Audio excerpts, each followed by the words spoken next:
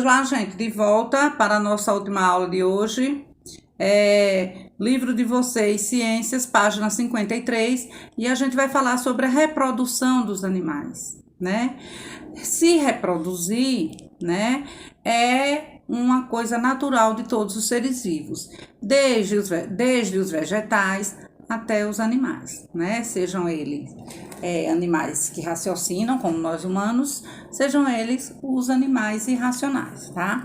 Mas é inerente, é do ser humano. A gente nasce, a gente cresce, a gente se reproduz e a gente morre, né? Todos os seres vivos funcionam dessa maneira.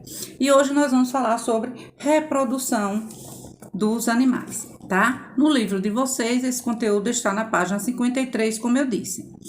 Assim como os demais seres vivos, os animais são capazes de se reproduzir, gerando novos descendentes e garantindo a sobrevivência da espécie.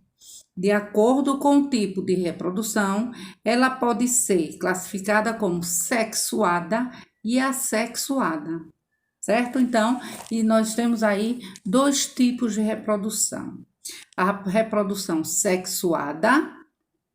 E o que seria essa reprodução sexuada? Vamos lá. A reprodução sexuada é a seguinte: geralmente, em uma espécie, existem indivíduos do sexo masculino e que são os machos, e os do sexo feminino, que são as fêmeas. Os machos produzem as células reprodutoras masculinas, que são chamadas de espermatozoides. E as fêmeas produzem as células reprodutoras femininas, que nós chamamos de óvulos. Então, espermatozoide mais óvulos, eles dão origem a um novo ser quando se unem, tá? Através da relação sexuada. A reprodução sexuada ocorre quando estas duas células reprodutivas se encontram. E no livro de vocês têm o exemplo de como isso ocorre, como é que ocorre a reprodução sexuada, né? Você tem aí a imagem do óvulo, que é uma bola, e você tem a imagem do espermatozoide, que é um bichinho que parece um sapinho, um girino, quando ele começa, ok? Então, quando essas duas células se encontram, se juntam, aí vai dar origem a um novo ser, tá? A célula reprodutora masculina, ou seja, o espermatozoide, possui uma cauda que permite a sua movimentação em direção ao óvulo, que é maior e móvel, né? Ou seja, o óvulo ele fica ali paradinho, esperando só o momento para ser fecundado, para que o espermatozoide se encontre com ele, tá? O encontro do espermatozoide com o óvulo ocorre através da cópula ou acasalamento. E o que seria isso? Através, gente, de uma coisa que a gente chama de relação sexual entre um homem e uma mulher, e da relação sexual entre os animais. No homem e na mulher a gente chama de cópula, e nos animais a gente chama de acasalamento. Mas o objetivo é o mesmo, é o que?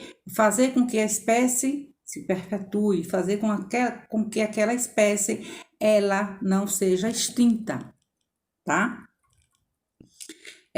Após o acasalamento, o espermatozoide e o óvulo se unem, e é o que nós chamamos de fecundação, tá? Então, quando esses óvulos se unem, eles se fecundam e aí forma um novo ser. O óvulo fecundado dará origem a um embrião, que se desenvolverá e ficará semelhante aos seus pais. É o que acontece com os animais, né? Com o homem, né? Porque ele vai ter coisas da mãe e do pai, né? Então, tem crianças que se parecem mais com o pai, crianças que se parecem mais com a mãe, ou muitas vezes tem a mistura dos dois, tanto do pai quanto da mãe. Por quê?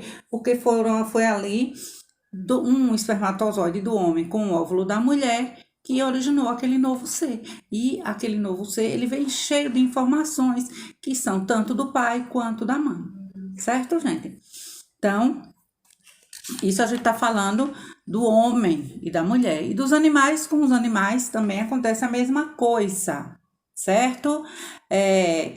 As características, né? Quando você cruza um gatinho malhado com uma gatinha branca, o que acontece? Ela pode ter uma série de filhotes que pode ser misturado. Parte pode ser branco, e parte pode ser o quê? Malhadinho. Ou seja, características tanto do pai quanto da mãe, certo? Na página 54, vocês vão observar uma imagem do óvulo já se desenvolvendo, daquele embrião em desenvolvimento. E vocês vão observar também a imagem acho que é uma joaninha, não, né, gente? Eu acho que é uma joaninha, elas se acasalando, ou seja, fazendo o ato sexual para poder se reproduzir. Eu acho que é, né? Um inseto isso aqui. Ok? Vamos lá. Com o passar dos dias, o óvulo fecundado vai sofrendo uma multiplicação de suas células e começa a ganhar forma. É assim que um novo ser vivo é gerado. Quando o encontro das células sexuais ocorre dentro do corpo da fêmea, chamamos de fecundação interna. Podemos observar com os mamíferos, répteis, aves e insetos, né? Na fecundação interna, o macho libera os espermatozoides dentro do corpo da fêmea. E aí, aquele novo ser vai crescer dentro da barriga da mãe, né? E a gente chama isso de fecundação interna, tá? Reprodução sexuada e fecundação interna. Esse óvulo, né, fecundado, ele se desenvolve na barriga da mãe, que a gente chama. Não é isso, gente? E acontece com quem? Acontece com os mamíferos, com os répteis, com as aves e com os insetos, ok? Então, hoje falamos só sobre reprodução sexuada e fecundação interna. Na próxima aula, nós vamos dar continuidade a esse conteúdo, tá? Falando sobre reprodução assexuada e fecundação externa, tá? Porque nós temos dentro dessa reprodução sexuada a fecundação interna, que se dá dentro da mãe, e a fecundação externa. Para não ficar muita informação para uma aula só, nós vamos falar por partes, ok, gente? Então, nós ficamos por aqui hoje, segunda-feira. Amanhã, terça-feira, nós retornaremos com as nossas próximas aulas. Espero que nós tenhamos uma semana muito proveitosa, né? De muitos estudos. Estou aqui à disposição de vocês para qualquer dúvidas, certo? Beijos para o dia de hoje. Bom início de semana a todos e até amanhã, com fé em Deus.